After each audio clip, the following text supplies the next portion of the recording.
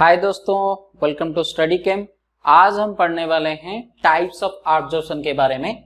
और types of absorption क्या है कि देखिए, अगर कोई सरफेस, यहां पर एक सरफेस है, उसी के ऊपर कुछ पार्टिकल्स एब्जॉर्ब हो रहे हैं, उसी के ऊपर कोई पार्टिकल्स एब्जॉर्ब हो रहे हैं, तो अगर एब्जॉर्ब हो रहे हैं तो उन्हीं के अंदर तो सरफेस और ये पार्टिकल्स के अंदर तो कुछ फोर्स होगा, नहीं तो कैसे एब्जॉर्ब हो सकता है।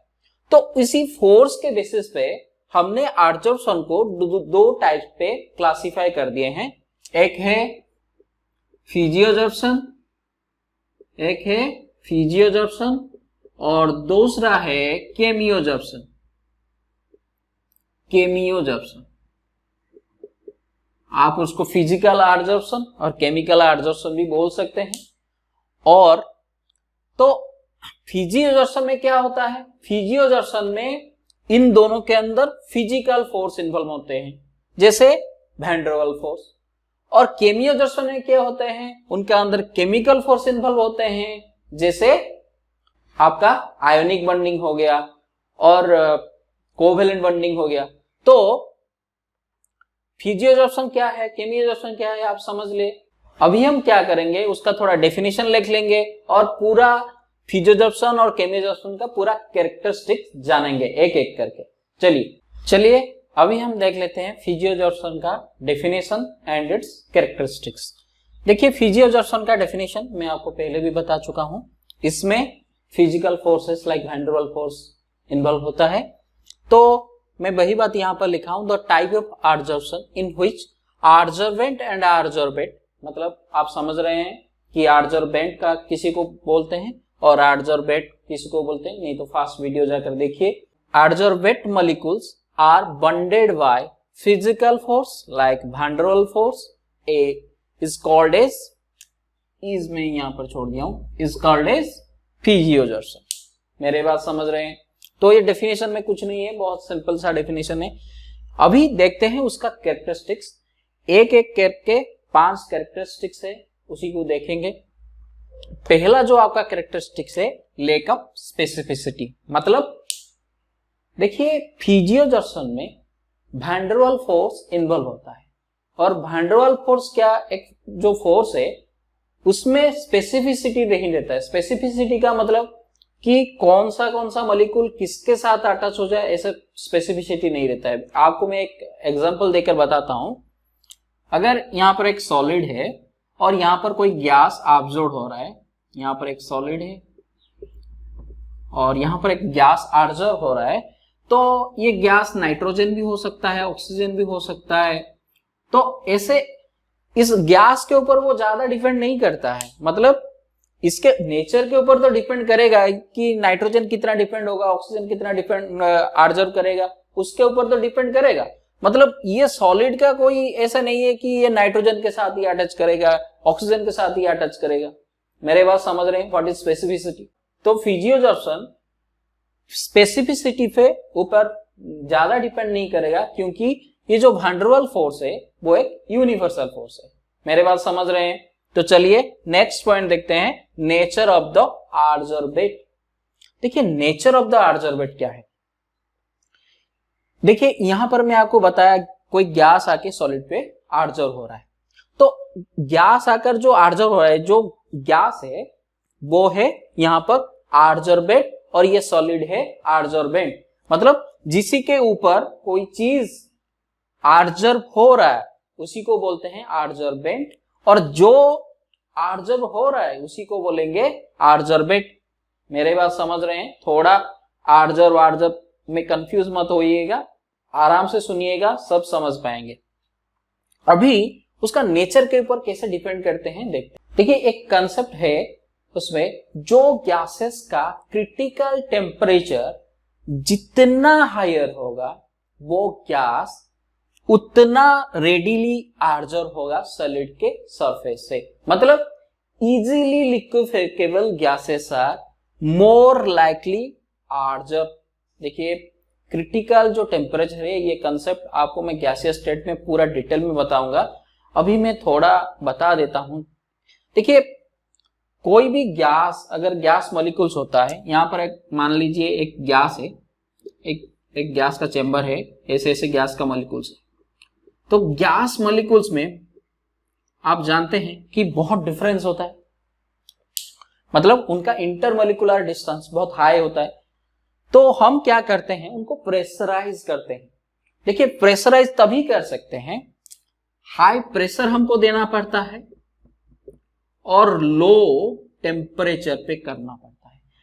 और ये है लिक्विफिकेबल का कंडीशन। कोई भी गैस को लिक्विफाई करने के लिए लो टेम्परेचर पे हाई प्रेशर आप जब देंगे तो ये गैस लिक्विफाई हो सकता है। मगर इसमें एक कंडीशन है, कोई भी गैसेस को आप क्रिटिकल टेम्परेचर से हायर टेम्परेचर में लिक्विफाई नहीं कर सकते। मतलब क्रिटिकल टेम्परेचर एक ऐसे टेम्परेचर है जिसके हायर जाने से आपको गैस को लिक्विफाई कर नहीं सकते, आप जितना भी प्रेशर डाल दो उसमें। मेरे बात समझ रहे हैं, व्हाट इज क्रिटिकल टेम्परेचर? तो चलिए क्रिटिकल टेम्परेचर के बारे में थोड़ा आइडिया हो गया। तो अभी हमारा मन में क्वेश्चन आता है कि क्रिटिकल टेम्परेचर के उसका क्या रिलेशन हो गया। देखिए क्रिटिकल टेम्परेचर जितना हायर होगा तो इस गैस में वैन डर वाल्स फोर्सेस उतना ही हायर होगा, तो वो इजीली सॉलिड का सरफेस में एब्जॉर्ब हो सकता है। मेरे बात समझ रहे हैं, कोई प्रॉब्लम नहीं है। थोड़ा ध्यान से देखिए, और इसको मैं पूरा समझा दिया। आपका नेचर ऑफ एब्जॉर्बेट के ऊपर कैसे वो डिपेंड करेगा। कभी कभी आपको क्वेश्चन दे सकता है कि 3-4 गैसेस दे सकता है, उसका क्रिटिकल टेम्परेचर भी आपको गिवन हो सकता है, और आपको बताएगा कि एक सॉलिड के ऊपर एब्जॉर्ब होने का ऑर्डर बताइए। नेक्स्ट जो ये वाला हो गया हमारा, ये वाला हो गया, ये वाला हो गया। अभी नेक्स्ट जो पॉइंट देखते हैं, रिवर्सिबल नेचर। देखिए ये जो van der Waals forces attraction पे, ये जो फिजियोजर्सन होता है, ये जो वैन डर वाल्स फोर्सेस ज्यादा स्ट्रॉन्गर फोर्स नहीं है, तो क्या होता है कि ये भी रिवर्सिबल नेचर हो सकता है। और इसको समझाने के लिए मैं एक इक्वेशन का सहारा ले रहा हूं, सॉलिड प्लस गैस, ये रिवर्सिबल में रहता है, गैस सॉलिड एक कॉम्प्लेक्स प्लस हीट।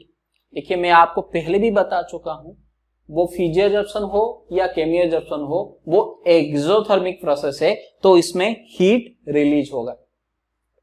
चलिए अभी देखते हैं ये रिवर्सिबल कब रिवर्सिबल हो सकता है और कब वहां पर राइट साइड भी इक्विलिब्रियम शिफ्ट हो सकता है। देखिए कोई भी चीज यहां पर एक कंडीशन इक्विलिब्रियम कंडीशन पे है, यहां पर इक्विलिब्रियम कंडीशन में आप ली चैटरले प्रिंसिपल के बारे में थोड़ा जाने होंगे।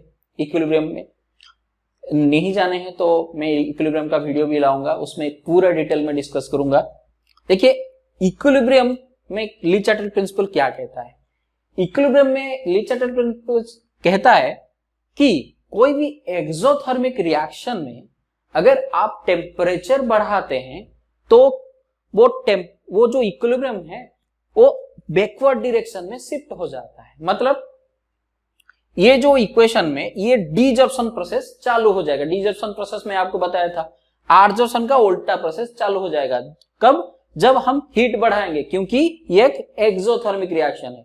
मगर अगर हमको एडजॉर्प्शन ज्यादा चाहिए, डीजॉर्प्शन नहीं चाहिए, तब क्या करेंगे, हम टेम्परेचर को लोअर टेम्परेचर पे करेंगे। तो यहां पर इस वाले रिएक्शन पे हमको एडजॉर्प्शन अगर चाहिए, ज्यादा एडजॉर्प्शन चाहिए, तो ये रिएक्शन को हम लो टेम्परेचर पे करना होगा अकॉर्डिंग टू ली चैटरले प्रिंसिपल। अभी हम उसी इक्वेशन में प्रेशर वाला कंडीशन को देख लेता है। देखिए प्रेशर, अभी इस इक्वेशन में ली चैटरले प्रिंसिपल अगर अप्लाई करेंगे प्रेशर के लिए, तो ली चैटरले प्रिंसिपल कहता है कि कोई रिएक्शन अगर इक्विलिब्रियम में हो, उसमें आप प्रेशर बढ़ाते हैं, तो वो इक्वेशन कहां पे शिफ्ट कर जाएगा, जहां पर लेसर नंबर ऑफ मोल्स हो। कहां पर शिफ्ट कर जाएगा, जहां पर लेसर नंबर ऑफ मोल्स हो। तो इस रिएक्शन में आप साफ साफ दिख पा रहे हैं, यहां पर लेसर नंबर ऑफ मोल्स है। तो इस कॉम्प्लेक्स को बनाने के लिए, मतलब एडजॉर्बेट और एडजॉर्बेंट का कॉम्प्लेक्स बनाने के लिए हमको प्रेशर ज्यादा करना होगा। तो एडजॉर्प्शन को कौन फेवर करेगा, एडजॉर्प्शन को कौन फेवर करेगा, हाई प्रेशर फेवर करेगा और लो टेम्परेचर फेवर करेगा। मेरे बात समझ रहे हैं, कोई प्रॉब्लम नहीं है इस पॉइंट में। चलिए नेक्स्ट पॉइंट है surface area of the adsorbent. देखिए जो एडजॉर्प्शन प्रोसेस हो रहा है वो कहां पे हो रहा है, सरफेस पे हो रहा है। तो जितना सरफेस अवेलेबल होगा उतना एडजॉर्प्शन फास्टर होगा। देखिए सरफेस को अवेलेबल कराने के लिए हम क्या करते हैं कि फाइनली डिवाइडेड फॉर्म लेते हैं।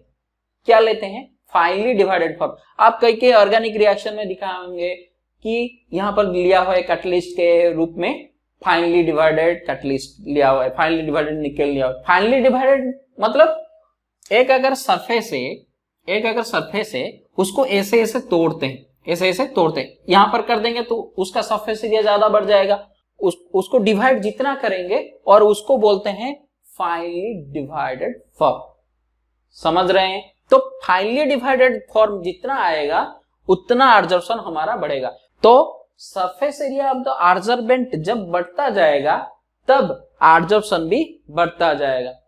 चलिए अभी हम देखते हैं एंथैल्पी ऑफ द एडजॉर्प्शन। देखिए ये जो फिजियोजॉर्प्शन होता है वो एक लो एंथैल्पी प्रोसेस होता है, मतलब इसमें बहुत कम एंथैल्पी यूज होता है। तो एक ये लो एंथैल्पी प्रोसेस है, एक लो एंथैल्पी प्रोसेस है। चलिए हमने फिजियोजॉर्प्शन का पूरे 5 पॉइंट्स देख लिए और इसी पॉइंट में अगर कहीं पे किसी को डाउट होता है तो कमेंट करके पूछ सकते हैं। चलिए उसके बाद केमियोजॉर्प्शन का डेफिनेशन देखेंगे और उसका कैरेक्टरिस्टिक्स एक एक करके देखेंगे। चलिए दोस्तों हम देख लेते हैं केमियोजॉर्प्शन के बारे में।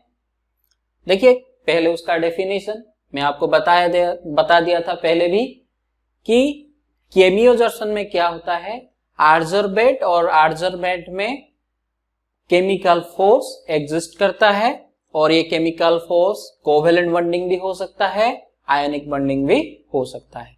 और इसी बेसिस में मैं उसका डेफिनेशन लिख दिया हूं, आप देख लीजिए। मेन जो है उसका कैरेक्टरिस्टिक्स मैं उसको एक 1 by 1 डिस्कस कर लेता हूं। देखिए फर्स्ट ये है हाई स्पेसिफिसिटी। वहां पर हम क्या देखे थे फिजियोजॉर्प्शन में, हम देखे थे उसमें स्पेसिफिसिटी बहुत ज्यादा नहीं है, बहुत लो स्पेसिफिसिटी होता है, मगर इसमें हाई स्पेसिफिसिटी होता है क्योंकि उनका बॉन्डिंग में डिफरेंस है। उसमें वैन डेर वाल्स बॉन्डिंग था, उसमें कोवेलेंट और आयनिक बॉन्डिंग है। और आप जानते हैं ये जो कोवेलेंट और आयनिक बॉन्डिंग होता है वो बहुत स्पेसिफिक होता है और भी बहुत स्ट्रॉन्गर फोर्स होता है। तो ये क्या करते हैं, उसमें बहुत हाई स्पेसिफिसिटी ये मेंटेन करते हैं। तो केमियोजॉर्प्शन में स्पेसिफिसिटी बहुत ज्यादा होते हैं। चलिए उसका जो सेकंड पॉइंट है वो है इरिवर्सिबिलिटी। वहां पर वो प्रोसेस रिवर्सिबल था क्योंकि वो उसका बॉन्डिंग इतना स्ट्रॉन्गर नहीं था, मगर यहां पर बॉन्डिंग बहुत स्ट्रॉन्गर है, इसीलिए ये एक इरिवर्सिबल प्रोसेस है। मतलब इसमें रिवर्सिबिलिटी कंडीशन नहीं है। और वहां पर जैसे देख रहे थे हम लीचेटल प्रिंसिपल अप्लाई वगैरह करके, यहां पर भी कुछ इफेक्ट है मगर पूरा ऐसे आपको इफेक्ट दिखने का नहीं मिलेगा क्योंकि एक इरिवर्सिबल कंडीशन है। और सबसे बड़ा बात सरफेस एरिया। देखिए सरफेस एरिया में क्या होता था, वहां पर सरफेस एरिया बढ़ने से एडजॉर्प्शन बढ़ता था, यहां पर भी वही होगा क्योंकि सरफेस एरिया, देखिए कोई भी चीज यहां पर एक सॉलिड सरफेस में जैसे आपको उसमें भी बताया था कि इस यहां पर एक पार्टिकल अगर एडजॉर्ब होता है तो जितना सरफेस एरिया ज्यादा होगा उतना एडजॉर्प्शन बढ़ेगा। मैं आपको पूरा बताया था फाइनली डिवाइडेड फॉर्म कैसे करते हैं और ये सरफेस एरिया को कैसे इंक्रीज हम कर सकते हैं। तो इसमें सरफेस एरिया बहुत भी मैटर करता है और सरफेस एरिया जितना हम बढ़ाएंगे ये केमियोजॉर्प्शन उतना बढ़ेगा। और जो नेक्स्ट पॉइंट है enthalpy of adsorption. Enthalpy of adsorption वहां पर क्या था, बहुत लो था, मगर ये जो प्रोसेस है केमियोजॉर्प्शन प्रोसेस है उसमें हाई एक्टिवेशन एनर्जी इन्वॉल्व होता है। हाई एक्टिवेशन एनर्जी का मतलब, एक्टिवेशन एनर्जी का मतलब आप अगर जानना चाहते हैं तो मेरा केमिकल काइनेटिक्स वाला वीडियो देखिए, मैं आपको डिटेल वहां पर बताया हूं पूरा ग्राफ वगैरह खींच के। यहां पर थोड़ा मैं बता देता हूं कि देखिए इसमें एक अगर रिएक्शन कोऑर्डिनेट डायग्राम मैं काटता हूं, ये अगर प्रोडक्ट का एनर्जी है तो कोई भी रिएक्शन होने के लिए उसको एक एनर्जी बैरियर के क्रॉस करना पड़ेगा। ये जो एनर्जी बैरियर है उसको बोलते हैं एक्टिवेटेड कॉम्प्लेक्स। और इस एनर्जी का जो डिफरेंस है, मतलब energy difference between the reactant and the activation, जो बैरियर है उसका अंदर का जो डिफरेंस है, उस डिफरेंस को हम बोलते हैं एक्टिवेशन एनर्जी। और इसमें, इस प्रोसेस में हाई एक्टिवेशन एनर्जी इन्वॉल्व होता है, इसलिए उसका एंथैल्पी भी हाई होता है। इसका एंथैल्पी हाई एंथैल्पी प्रोसेस है, हाई एंथैल्पी प्रोसेस है। देखिए, और उसमें ज्यादा कुछ नहीं है, आप बुक वगैरह पढ़ सकते हैं, एनसीईआरटी में पूरा डिटेल लिखा हुआ है। चलिए, इसी का साथ ही ये वीडियो हम समाप्त करते हैं आज। और मेरे चैनल को सब्सक्राइब करिए, मेरे वीडियोस को लाइक करिए, शेयर करिए अपने दोस्तों में।